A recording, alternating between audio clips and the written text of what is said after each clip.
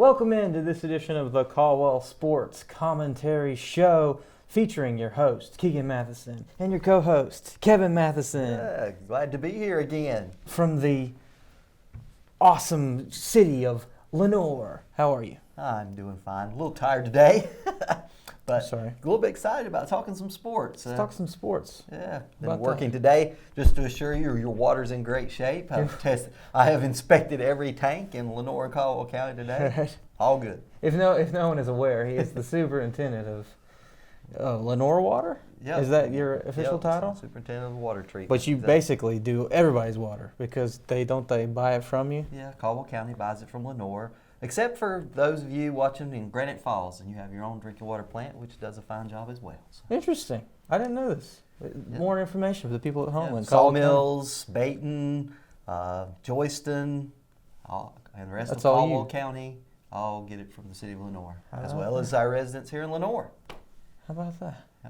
All right. So, that was water commentary. Now on to sports. Okay. All right. Well, first things first, let's talk about it. The Los Angeles Dodgers are World Series champions in 6 games.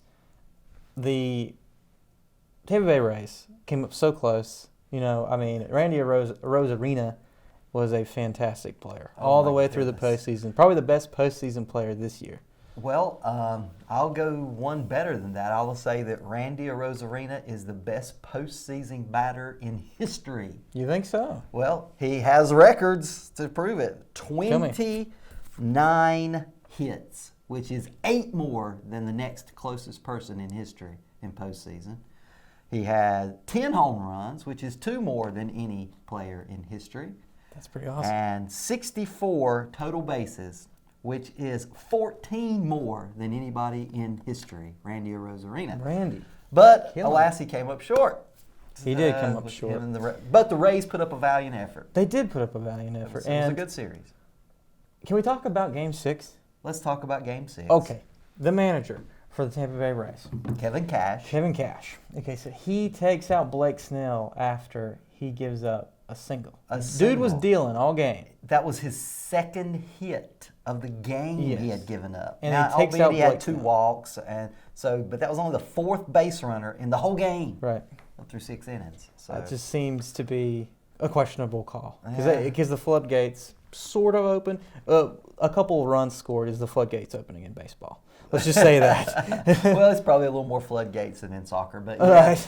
That I think was the difference because he was dealing, and it looked to me like he was just getting better. I mean, you're going to give up some singles. You're just going to. The very, very few no hitters all year in baseball, let alone in the World Series history.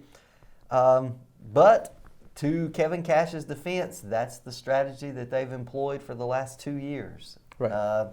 Although I questioned it. I was like, what are you doing? Right. I was used to Dave Roberts making the boneheaded pitching moves, the coach, the manager for the Dodgers. He's very hands-on. But anyway, they pulled him, and of course, they scored. Who knows? They may have scored on Blake Snell. You never know, but I questioned it. As good as he was pitching, you don't really think that they would have. No. And, that game of the World Series broke record. The most strikeouts in a single World Series game was Game 6 of the World Series. Clayton Kershaw. He pitched the game prior, right? Mm-hmm. And let's just say that his legacy is probably the biggest of all the players that were in this series. Well, he's been there a number of times. Right, and he came up short every single time. He had a little bit of monkey on his back. Right, so he finally got that monkey off of his back. It's just so happy that he actually gets a World Series ring. Yeah, I wonder if he's ecstatic or relieved. Probably relieved. A little bit of both. Because he's in the Hall now.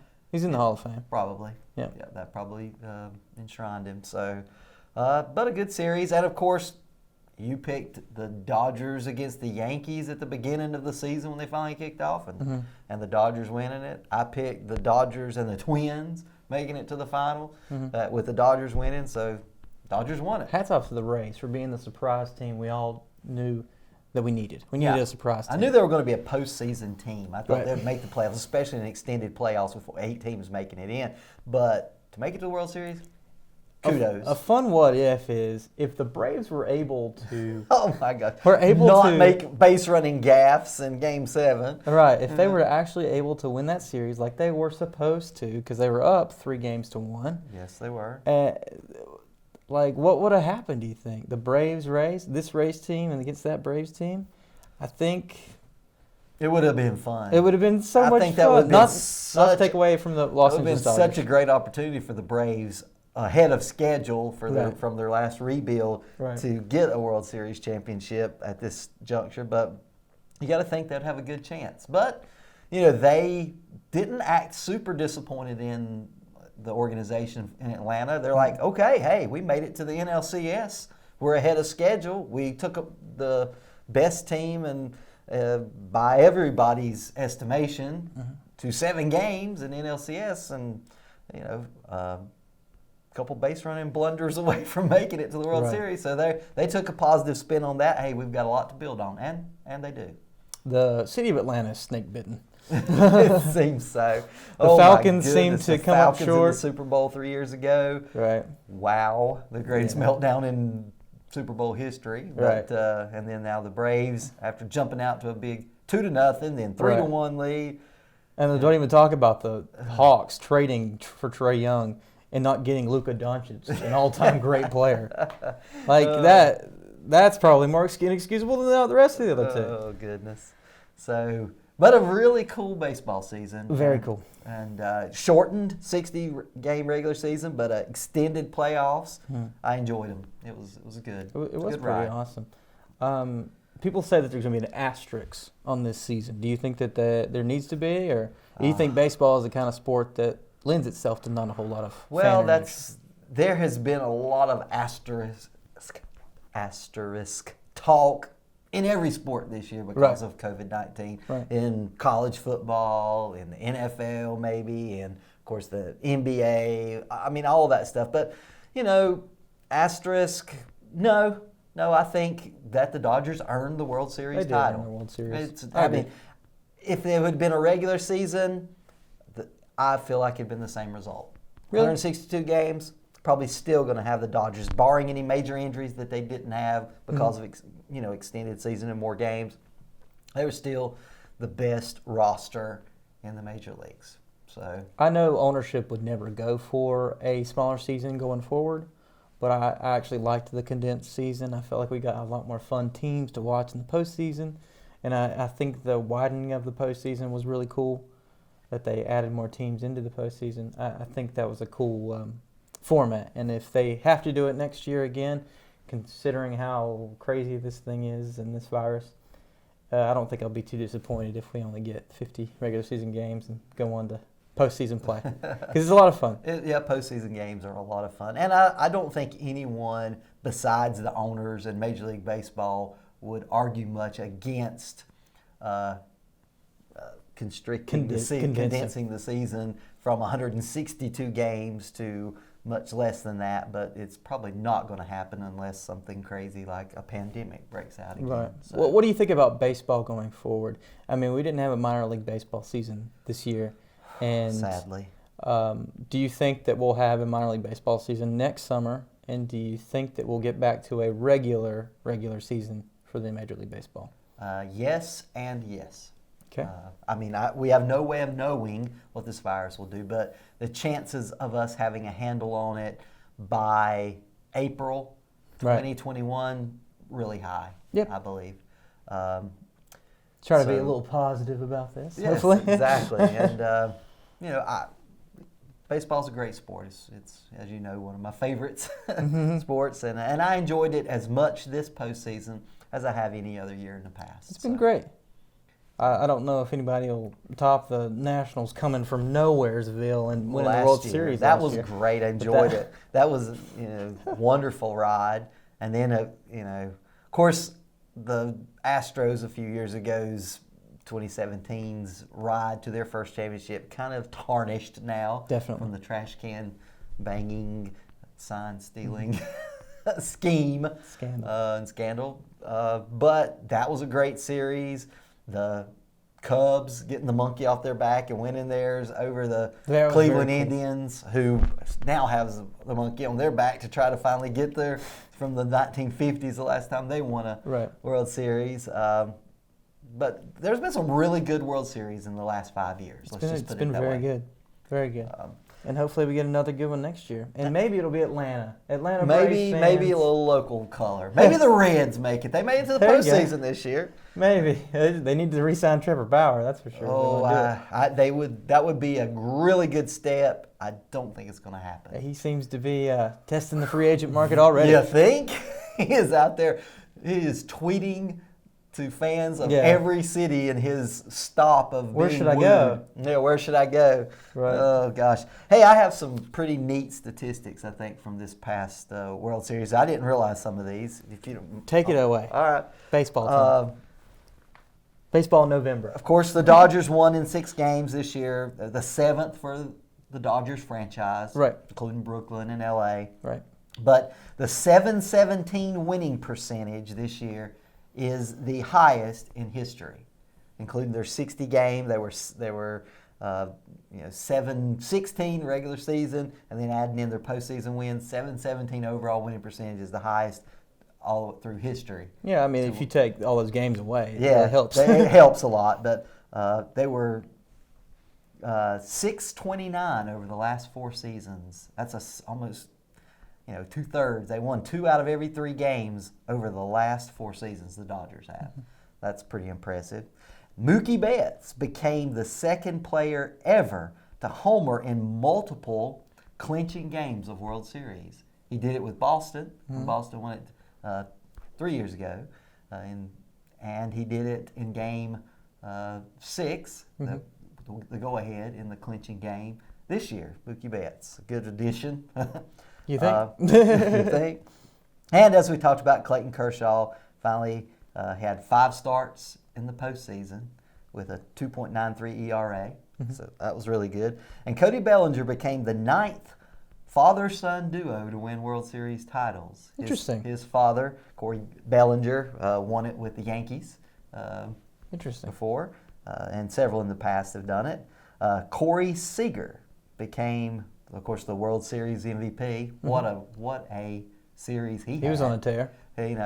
Second only to Randy Arozareno in hits in the postseason in the same World Series. It's pretty great. And only the 6th shortstop ever, back to the early 1900s, to World Series MVPs that were shortstops. This one I think is telling for baseball going forward. We're talking about kind of what baseball. 67% of all runs scored in the postseason were via the home run ball, highest in history, and the most strikeouts in a postseason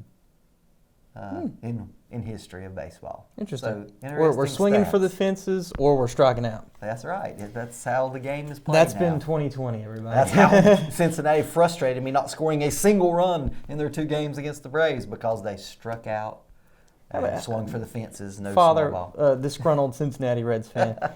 How many base runners did they have in that game? 21 base runners without a single run. That is absolutely abysmal. Bases loaded twice in extra innings and no runs. And then runners on 2nd and 3rd in another inning and no run. Crazy. Crazy. All right, so let's talk some of the postseason awards for baseball that are coming up this week. Okay. MVP in each league. What do you think? LeMahieu? DJ LeMahieu is in the finals. They got the finalists for MVPs. It's DJ LeMahieu, Jose Abreu from the Chicago White Sox, and then Jose Ramirez for the Indians. Those were the 3 finalists for MVP in the American League. You think LeMahieu won the batting title in the major leagues, 2nd year. He's done that. So Jose Abreu won the Sporting News Player of the Year in the American League earlier. So I think it's probably between LeMahieu and Abreu. I'll take Abreu just to be a contrarian. You say LeMahieu. I think it's going to be one of those 2 guys. What about the National League? Oh, it could be so many different people. Yeah, the finalists are Freddie Freeman, Mookie Betts, and Manny Machado. I mean, yeah, those are the ones you'd think of. I'd like to see Freddie. just because he's getting up there in age and you want him to win an MVP in his career. Right. So that's just a personal pick, but I don't know. Who do you think? I'm going to be anti-contrarian and go with you. Freddie Freeman winning the NL MVP this year. Cy Young. What do you think? And the front runner they're saying is Trevor Bauer, Cincinnati Reds for the National League, even though he only had a 5-4 record. But Jacob deGrom had similar numbers last year and won it for the Mets because it's. Say it with me, everybody. Winning is not pitching stats. That's right, and they've proven that. If your relievers are no good, doesn't mean your starter isn't any good. It just means you don't get the win. Just means you don't get the win. That's right. And the other two finalists are Yu Darvish and Jacob deGrom again. Interesting. So, and I don't have a pulse on which one of those. I think you could pick any of those three, and they're all three deserving. Yeah. Wouldn't have a qualm with any of the three getting it. In American League, it's all about Shane Bieber and Cleveland Indians. He's far and away the front runner over Kenta Maeda, who the Twins added this year, and Ryu that the Jays added this year. So right.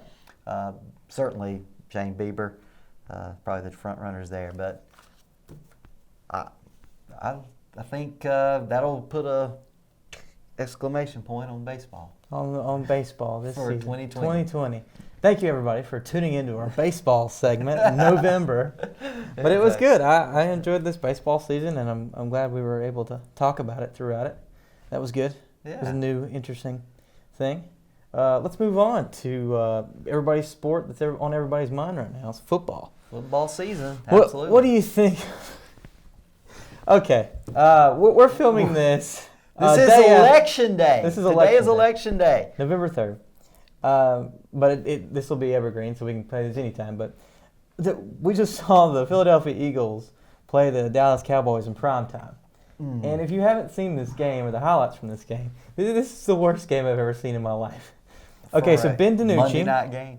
Ben DiNucci is the starting quarterback currently for the Dallas Cowboys. Yeah, everybody picked that at the beginning of the year. He's the third string. Andy Dalton got a concussion this prior week. And he went to James Madison University and was a draft pick this year. And I think the NFL is too much for him. I don't know. He was seeing ghosts out there. He couldn't really complete the ball unless your name was Dalton Schultz. And I don't think they're going to have much faith in him going forward. That being said, will they make a trade before the deadline? I don't think so. I think the Cowboys are calling 2020. Throwing in the towel? Throwing in the towel. And that goes for America's team. That's my talk on America's team. I'm not trying to down your team, America's team, the Cowboys, but it doesn't matter who is going to be their quarterback. If you don't protect them any better than they did, and if you don't play defense, which Dallas has not been doing. Surprisingly, the defense didn't play awful because Carson Wentz is having a historically bad season. I do not understand what's got into him. I think it's the lack of an offensive line, but I don't think you can put it on the line because he's holding on to the ball way too long. Oh my gosh. It took him 9 seconds to get rid of the ball in one time. And I was like, how are we not sacking this guy? Because, one, the Dallas Cowboys have no pass rush.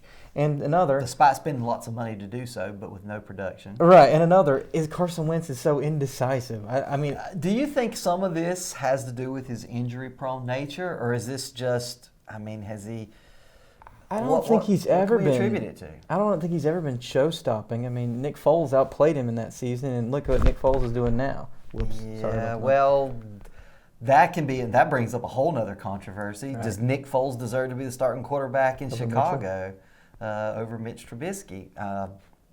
If we have this past week and the week before, the last 2 weeks, I say no. Absolutely not. What in the world are you doing, Matt Nagy? You've got somebody... I don't care who you are, all the way from Bunny Maynard football, just to try something different. You've got the personnel, do it. If you need to, nothing. The boringest, most boring offense in the NFC. All right. Well, let's talk about the contenders, though. Let's talk about the people that actually matter this year, and that looks to be the Kansas City Chiefs in the AFC. And who would you say in the NFC? Well, most people think the Seahawks right now. Especially the Packers coming off a loss to Right. the Vikings, who seem to have some life finally. Right. But I think it's the Tampa Bay Buccaneers so far, right now. right. Last night, how do you think they play? They did not play good against the New York Football Giants, and I don't know if I'll attribute that to the lack of wide receiver depth that they had last night. It looked like they needed another wide receiver out there. With Godwin hurt, Brown not coming back, or Brown not there until next week. I think once they get those wide receivers back and healthy, they're going to be a force to be reckoned with in any. And the defense just didn't play up to snuff last night. Which has been their strength. Yeah, which is weird. For the last couple years. I think if you learn anything from the NFL, nobody knows anything. Week to week, it's very hard to parity predict. in the NFL is unlike any other league. And yes, of course, you know the Chiefs are going to be good. The Steelers are a big surprise in the AFC, and they're being undefeated. And you have those contenders, but it can be anybody's game, no matter what. Yeah. So, NFC, maybe Seahawks. I don't know. I don't know who else is going to run away with it. Probably not anyone. The Packers are very decent, but they seem to be inconsistent. And, Aaron Jones is a great playmaker, and if he's healthy, I believe they're a step above what they were. Yeah, and he didn't play this past week. Right. He would have been a difference maker for sure. Right. I don't know. So AFC, as you said, the Chiefs seem to be Chiefs and Steelers up here with the Steelers. As I was going to say, the Ravens still good. Still good. That was a really good game Sunday between the Steelers and the Ravens. Defense is a lot better than its offense because Lamar Jackson, he gets happy feet and doesn't really make the smartest of plays, unfortunately. Yeah. And they just had a major... He's returning MVP, by the way, of the NFL. Right, but Lamar Jackson. And they just had a guy that they just gave an extension to get her on the line. So, yeah, their left tackle. I don't know. He's out for the rest of the year, broke his ankle. Right. Yeah, so that their chances take a hit. I was really bullish on the Ravens going into the season, how well they did in the draft and coming back off of what they did last year. Still think they'll have success, but I'm kind of reneging on my Super Bowl champion prediction now for the Ravens. Think the Ravens? So I do think the Chiefs are playing better than the Ravens now. And the Steelers, as you said, surprisingly. I knew they would be contenders in their division, but I didn't think, Steelers, Super Bowl. Some people did. Some people saw it. I didn't know what Roethlisberger was going to have left in the tank this year. Didn't know from the wide receiver standpoint with the things that they've been dealing with, but Claypool has really emerged as a threat. Their running game is solid. It's not spectacular, but it's solid. And plenty of experience in Roethlisberger. So, and a defense that is really impressive so far. Right. Well, let's go a little bit local and talk about the Panthers. I know we didn't talk about the Panthers last time. No, and they were playing. They were coming into the last time we talked really well. Had won 3 games in a row. They just lost without McCaffrey. They just lost to the hapless Falcons, though. Yes, that doesn't bode well. Teddy Bridgewater just didn't play up to snuff the last game. I thought he was going to pass for like 500 yards against the Atlanta who defense. had a very weak pass defense going into that game. But hopefully they get McCaffrey back, and that division is so hard to win anything in. Oh my goodness, especially with the resurgence of the Buccaneers with terrific Tom there. Right. It's going to be difficult. You have the Saints that always have Drew Brees and Kamara, and they're always fantastic. And then you got the Bucs that are always good, and then you got the Falcons who stink on paper, but they don't really stink. They're in every game that they're in. Who's the highest yardage total quarterback in the NFL right now? It's Matt Ryan. Matt Ryan. So, it's a tough division. It is. The NFC South is tough, and it's almost as tough as the NFC West, I think. Yeah, and their records show it that they're better, but are they really? I don't know. Yeah. Well, I don't know if I can say anything more about the NFL, Paul. I think that pretty much covers it. At least. Yeah, I mean, I guess the Eagles now certainly are prohibitive favorites. we can just gloss that over. But the Washington football team is not counted out at this point. Oh, and the Bills. The Bills winning the AFC East. East is just incredible. Way to go, Bills fans. You've done it. You finally got a winning team. I'm happy. The for Buffalo you. Mafia. The Bills Mafia. Go find a table to jump on. Just do it. Do it for the name of the Bills. Yeah. All right. So moving on to NCAA football. Yeah. We got college football happening right now. Yeah, the Pac-12 jumps in the mix finally. Yep. And the Big Ten. And the Big Ten have now had 2 games. How about that? Yeah. Jim Harbaugh is fired, or going to be. He's not at the time of this recording, but well, that's the talk. That's the rumblings. They brought Jim Harbaugh in to compete for national championships, right? Not to have good, really good, sometimes seasons. Mm-hmm. You know, there always seems to be 2-3 games that he loses. Mm-hmm. That, albeit they were underdogs in them to Ohio State, or to Wisconsin, or even to their in-state rival with their loss this past week, the Sparty. Shout out to those Michigan Sparty State fans there. Michigan State this past week taking down the Wolverines. But that's a hot seat. I mean, if you're in Michigan with the Big House and you're not winning games against your in-state rivals, you better be looking for a job somewhere else. Jim Harbaugh, coach of the Jets next year, Colin. It could be. They need something. Oh, my goodness. Is Adam Gase. Ooh, He's doing a good job, Pa. Good job of getting them Trevor Lawrence. If that's the goal, good job. Good job, Adam Gase. Thumbs up, Adam Gase. Oh, wow. So is it still to you? I mean, most people are saying, okay, it is the Alabama-Clemson show. It's the Clemson-Alabama show from week to week. And yep. It's still that way. Ohio State with, just having started playing too. Justin Fields, Heisman probably front runner right now after his first 2 games. Looking like contenders again. Yeah. So there's the top 3. And number 4, Notre Dame, who is full-fledged ACC schedule this year. Playing Clemson this weekend. There's a question that's older than the sands of time, Dad. What is that? Is Texas back? They just upset. This week. And I was wondering. Oklahoma State, who was supposed to be the front runner in the Big 12. Oklahoma State.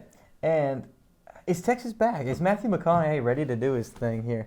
Is it time? He's ready to do that. Is it time? Are they back? I don't know. Hook 'em horns. Maybe so. We'll see. We'll see. I mean, they lost their first game, but sweep that under the rug. Who knows if Texas is back? It's probably the Clemson-Alabama show. But locally, the UNC Tar Heels are pretty much the best player around us, a blessed team around us. Even though they've lost 2 games. One to the Virginia Cavaliers, which they probably should have and could have won. Right, and then the 2 Florida State in Tallahassee with fans. That is always a head scratcher. And they could have won that game. I mean, they were one. They got too far behind. They were really far behind after the a quarter and a half. But yeah, so maybe so. The Tar Heels certainly a good team, playing well, scoring points. Defense probably needs to step it up for them to win some of those other 2 games. Appalachian State. Yeah, they're doing decent. In the Sun Belt, most people thought at the beginning it was Lafayette to this and Lafayette that. Now everybody's saying Coastal Carolina this and Coastal Carolina that. Coastal Carolina, the Chanticleers. What is this, their 2nd season of being in existence? No, they've been in it for a long time, but in this division, full-fledged qualified members to be bowl eligible. This is, I believe, their 2nd or 3rd season. That's what I mean on an actual basis. For Division I FCS. That's pretty cool, though, that they're undefeated. Above FCS. Yeah, that is pretty neat. And ranked. And not just ranked, but ranked 16th this year. That brings me to some interesting fodder for thought.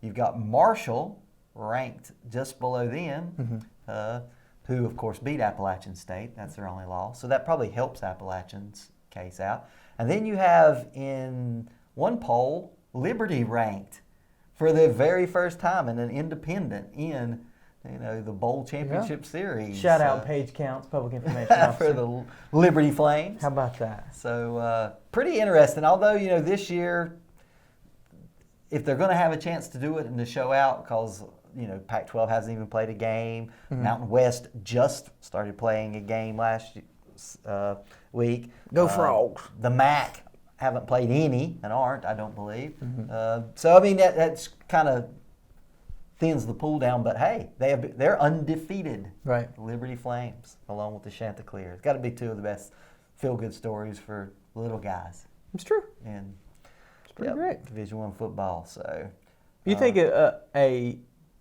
team of that level, if they were to go undefeated all year, would they even sniff their way for a national championship or give them a playoff position?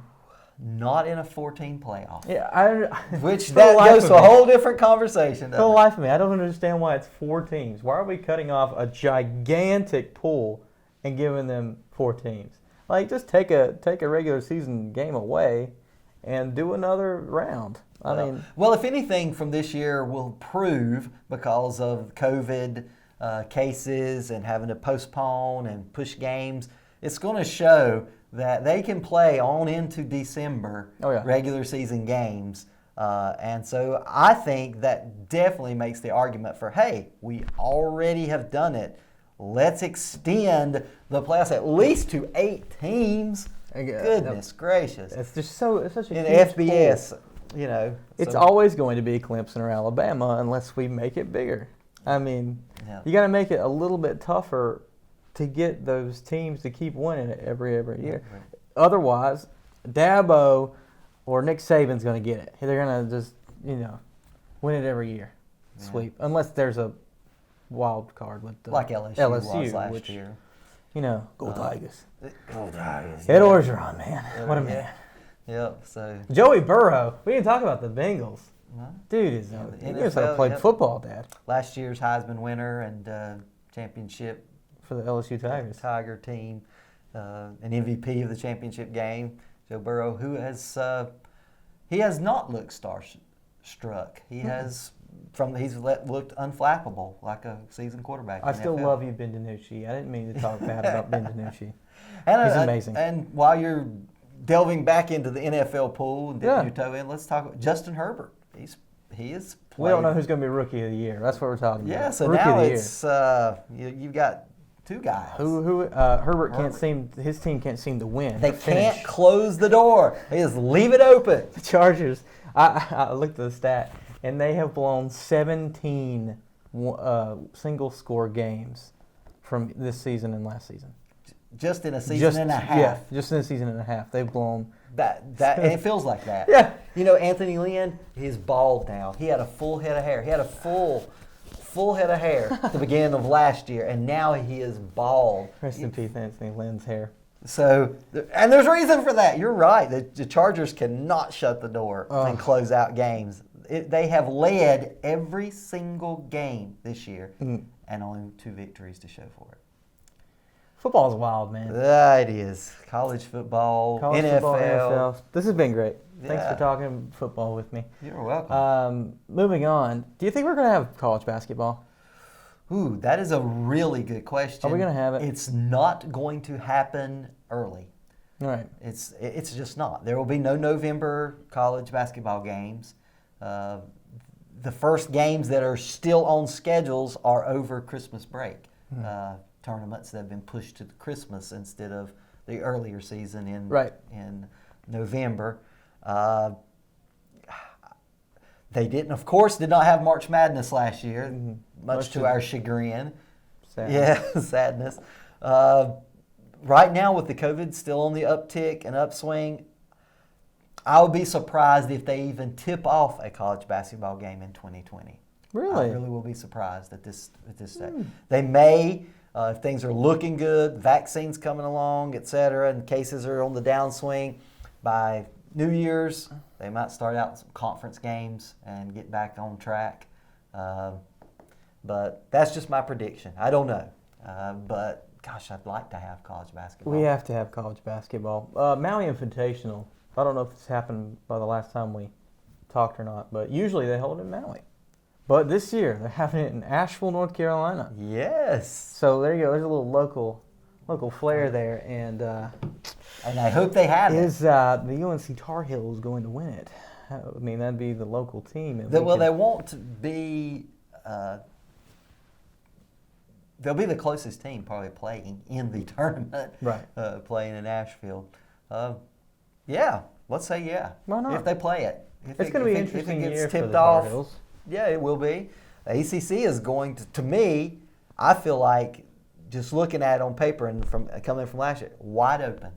Oh, yeah. There are literally 7 teams that I could see winning the ACC in basketball this year. Let's hope we have it. Come on, Dad. College basketball is a great sport. We have to keep it. So. Oh goodness. Goodness. We have to have our Duke North Carolina game. We need to have that. When was the last time Duke did not play North Carolina in college basketball?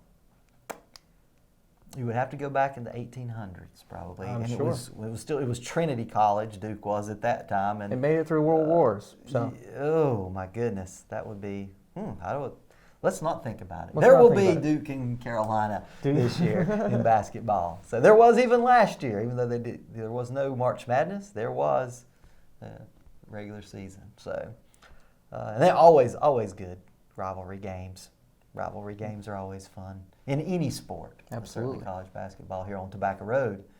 So absolutely, I agree. Well, I think we did a fantastic job covering all the sports. I mean, I won't toot our own horn here, but I think we did a pretty good overview, and hopefully we have some up-to-date information for you, at least enough up-to-date. Congratulations to the Los Angeles Dodgers on another. I mean, L.A., man. L.A. Lakers. With the Lakers winning Dodgers. the NBA and the Dodgers winning. We were talking Tampa Rams. Title Town, but look. Rams look bad this week against Rams look Miami. bad. Woo, that was rough. Yeah, but you know they could bounce back. There are the Chargers too, who we've talked about. Maybe they'll turn it around. Yeah, just actually win a game. Oh gosh, probably not. Well, you did have 2 championships. Relish that, LA. Don't get greedy. So. Oh, goodness. I do have a little NASCAR news. Okay, let's talk about NASCAR. Hey, we're down to the Championship 4.